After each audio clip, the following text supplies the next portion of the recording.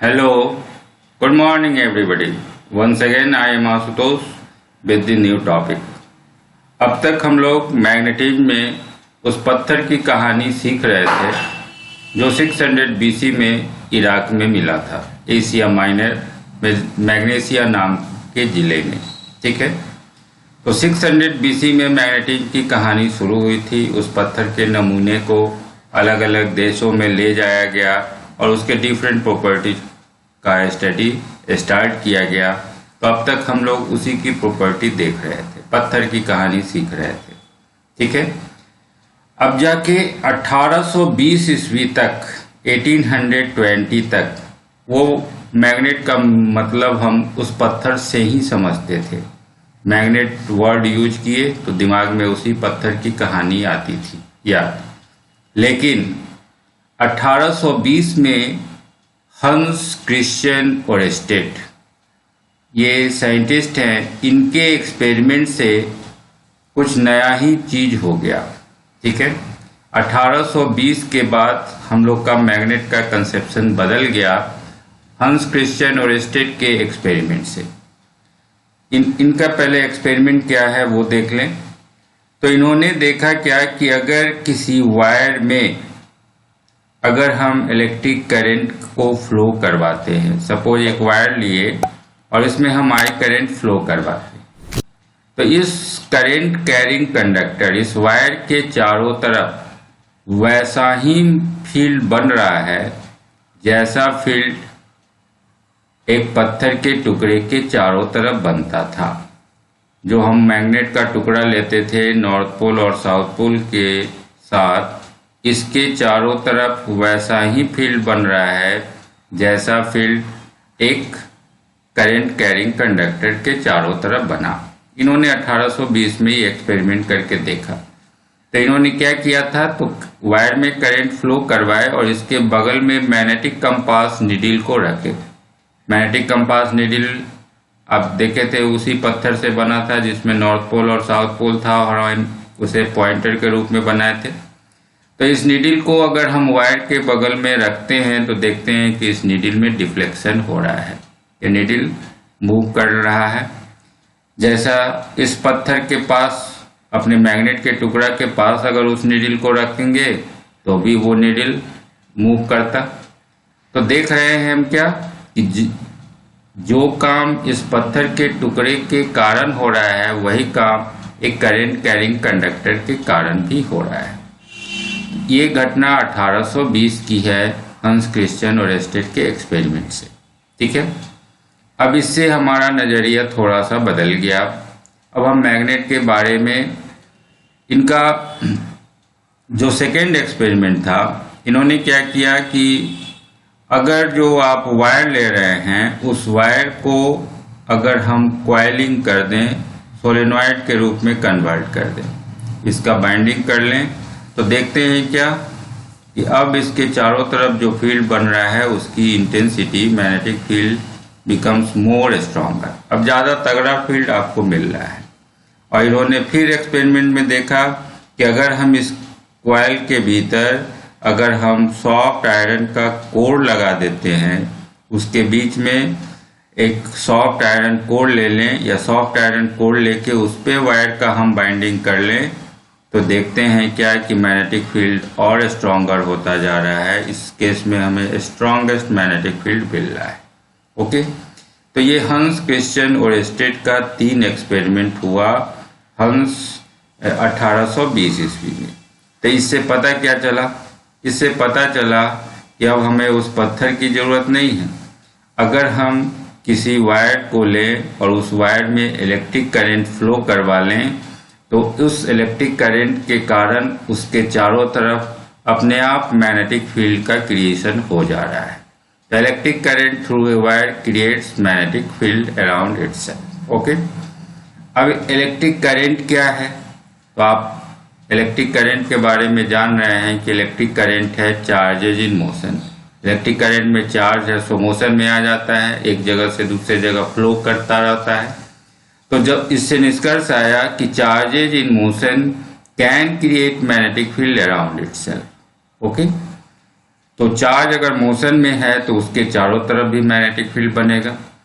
तो इस एक्सपेरिमेंट से ये कंफर्म हो गया कि जितना भी मैग्नेटिक टर्म्स है, मैग्नेट से रिलेटेड जो सारा काम है वो हम इलेक्ट्रिसिटी से कर सकते हैं, can be derive from electricity.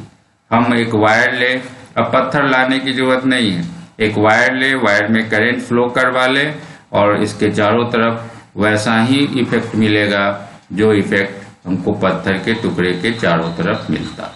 Okay, तो 1820 के बाद से हमारा मैग्नेटिज्म का कंसेप्ट बदल गया। अब पत्थर तो था ही, अब है सो हम इलेक्ट्रिक करंट की सहायता से भी मैग्नेटिक फील्ड क्रिएट कर सकते थे। यहाँ आपको कुछ एडवांटेज भी था। एडवांटेज ये था कि पत्थर का टुकड़ा लेते तो इसका मैग्नेटिक स्ट्रेंथ फिक्स था, इसके मैग्नेटिक स्ट्रेंथ को हम बढ़ा नहीं सकते थे, उसकी जो नेचुरल अपनी अट्रैक्टिंग कैपेसिटी थी वो उतना ही रहता। लेकिन यहाँ हम मैग्नेटिक स्ट्रेंथ बढ़ा सकते हैं। अगर हम करंट का वैल्यू बढ़ा लें तो मैग्नेटिक स्ट्रेंथ बढ़ जाएगा। अगर हम यहाँ नंबर ऑफ टर्न्स जो आप लपेट रहे हैं, कॉइल की बाइंडिंग कर रहे हैं, उसके टर्न्स की संख्या बढ़ा लेंगे तभी मैग्नेटिक स्ट्रेंथ बढ़ जाएगा। अगर हम इसके भीतर सॉफ्ट आयरन कोर डालें तब भी है सो मैग्नेटिक स्ट्रेंथ बढ़ जाएगा। तो यहाँ बहुत सारा एडवांटेज आपको मिलने जा रहा है। हम मैग्नेटिक स्ट्रेंथ को अपनी सुविधा अनुसार बढ़ा सकते हैं। ओके, और यहाँ एक और एडवांटेज है कि हमको जब मैग्नेटिक इफेक्ट की जरूरत पड़ेगी उसी समय हम करंट फ्लो करवाएंगे। हम करंट को स्विच ऑफ कर दें, करंट बंद कर दें तो ये इसका मैग्नेटिज्म खत्म भी हो जाएगा। ठीक है, तो अपनी सुविधा से हम करंट फ्लो करवा के मैग्नेट का काम ले सकते हैं और फिर उसे बंद भी कर सकते हैं। ठीक है, तो ये सब कुछ एडवांटेज था। तो हम 1820 ईस्वी के बाद सारा काम इलेक्ट्रिकल पॉइंट ऑफ व्यू से करने लगे, इसीलिए इसे कहा गया मैग्नेटिक इफेक्ट ऑफ करंट। अब करंट का हम मैग्नेटिक इफेक्ट देखें, करंट से मैग्नेटिज्म के सारे टर्म को निकालें। ठीक है, और 1820 में इस डिस्कवरी के बाद आपका सिंथेसिस भी हो गया, ग्रैंड सिंथेसिस। इलेक्ट्रोमैग्नेटिज्म बोला जाने लगा क्योंकि चार्ज के मोशन के कारण ये काम हो रहा है। तो जब चार्ज का पता चला था तो हम फिजिक्स का एक ब्रांच शुरू किए, इलेक्ट्रोस्टैटिक्स। ठीक है,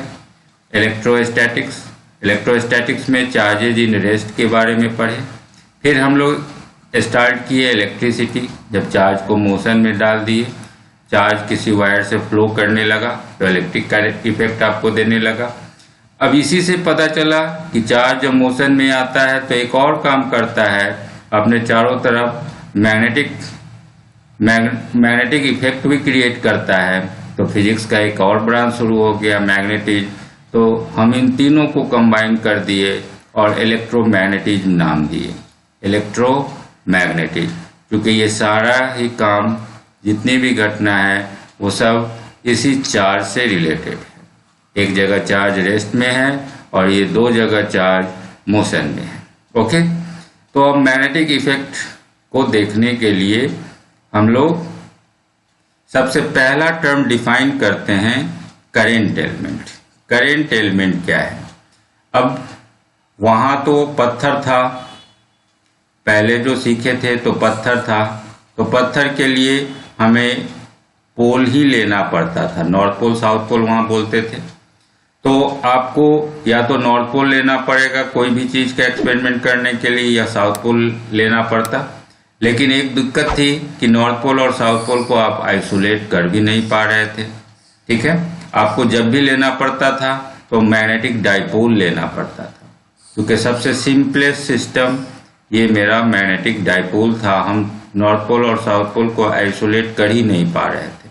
ओके, तो इलेक्ट्रिकल पॉइंट ऑफ व्यू से स्टार्ट करने के लिए, मैग्नेटिज्म के इफेक्ट को देखने के लिए हम लोग टर्म डिफाइन करते हैं, करेंट एलिमेंट। करेंट एलिमेंट क्या है? ठीक है, तो करेंट एलिमेंट क्या है? तो ये एक टेस्ट बॉडी होगा to check the presence of magnetic field, magnetic field के प्रेजेंस को चेक करने के लिए। आप पत्थर के केस में आइसोलेटेड नॉर्थ पोल इमेजिन करते थे, आइसोलेटेड नॉर्थ पोल, और उस पे रख के देखते थे कितना फोर्स लगा, वो किधर चल जा रहा है, आप मैग्नेटिक फील्ड लाइंस ड्रॉ करते थे।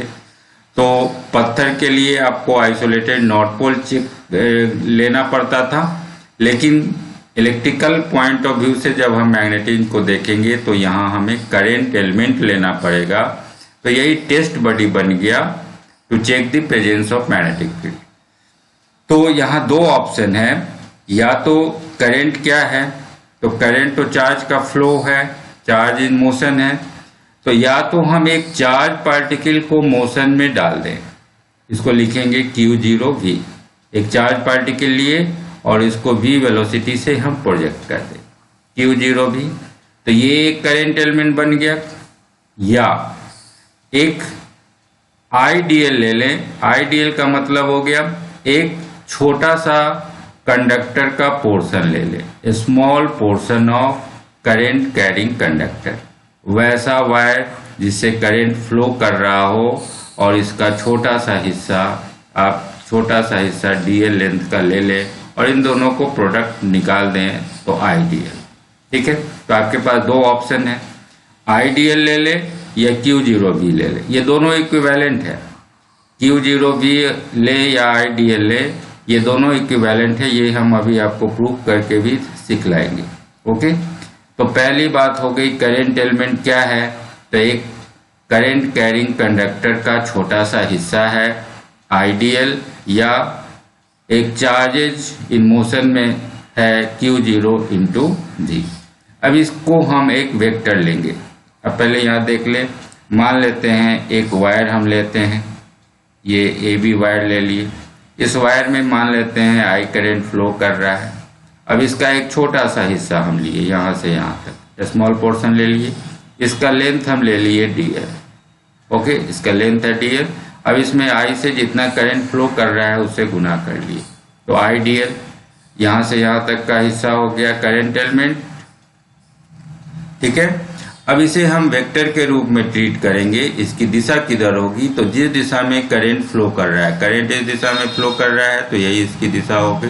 तो आईडीएल हम ले लिए, यही आईडीएल आपका करंट एलिमेंट बन गया और यही आपका टेस्ट बॉडी बनेगा सारा मैग्नेटिक प्रभाव को सीखने के लिए और पढ़ने के लिए। ठीक है, अब देखते हैं कि आईडीएल लें या Q0V लें, क्या ये दोनों इक्विवेलेंट है, तो कैसे इक्विवेलेंट है, तो इसको देखने के लिए हम इस कैसे प्रूफ करेंगे, तो प्रूफ करने के लिए देखिए, तो हम मान लेते हैं एक वायर है, कोई वायर ले लिए, इस वायर में हम I करंट को फ्लो करवा रहे हैं, सपोज I करंट फ्लो करवा रहे हैं और इस वायर का जो लेंथ है वो मेरा DL है।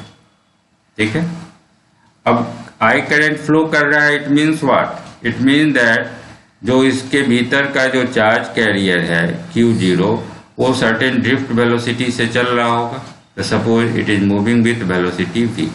ओके, तो अब आप करंट को कैसे डिफाइन करेंगे, तो करंट को आप डिफाइन करते हैं I is equal to Q/T।